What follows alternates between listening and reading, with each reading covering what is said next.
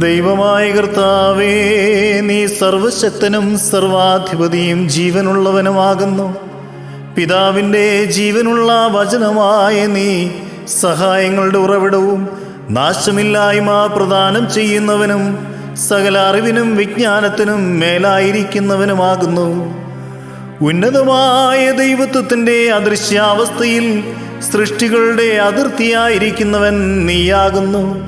പാപത്താൽ ഞെരുങ്ങി സാത്താൻ്റെ കണിയിൽ കുടുങ്ങിപ്പോയ മനുഷ്യനിൽ നിന്റെ പ്രതിച്ഛായയെ കണ്ടപ്പോൾ നിനക്ക് അനുകമ്പ തോന്നി. അതിനാൽ ദൈവത്വത്തിൽ വ്യത്യാസം കൂടാതെ നീ പൂർണ്ണ മനുഷ്യനായി തീർന്ന് ലോകത്തിൽ സഞ്ചരിച്ചു. സത്യമായി നീ പീഡകൾ സഹിക്കുകയും ഞങ്ങൾക്ക് വേണ്ടി വേദന അനുഭവിക്കുകയും ചെയ്തു. നീ യഥാർത്ഥത്തിൽ കഷ്ടതകളിൽ നിന്ന് അകന്നിരിക്കുന്നവനും നൊമ്പരങ്ങളിൽ നിന്നും വേദനകളിൽ നിന്നും വേർപെട്ടിരിക്കുന്നവനും പാപമില്ലാത്തവനും ആകുന്നു. തിരുവിഷ്ടത്താൽ തന്നെത്താൻ താഴ്ത്തി ആദ്യ മനുഷ്യൻ വരുത്തിവെച്ച പാപവും അതിൻ്റെ ഫലങ്ങളായ ക്ലേശങ്ങളും നീ സ്വയം ഏറ്റെടുത്തു. തന്മൂലം പരിഹാസവും കുറ്റവും നിന്നിൽ ആരോപിക്കപ്പെട്ടു.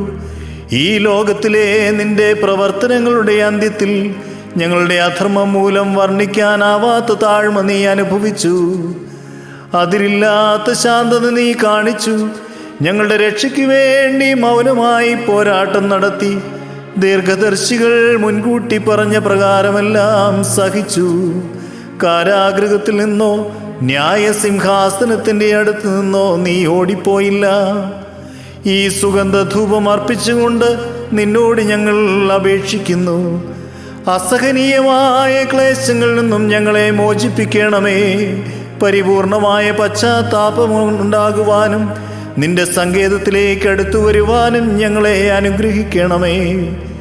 ഞങ്ങളുടെ പാപങ്ങളെയും അകൃത്യങ്ങളെയും ഓർത്ത് ദുഃഖിക്കാനും തപശ്ചര്യകൾ അനുഷ്ഠിക്കുവാനും ഞങ്ങളെ അനുഗ്രഹിക്കണമേ.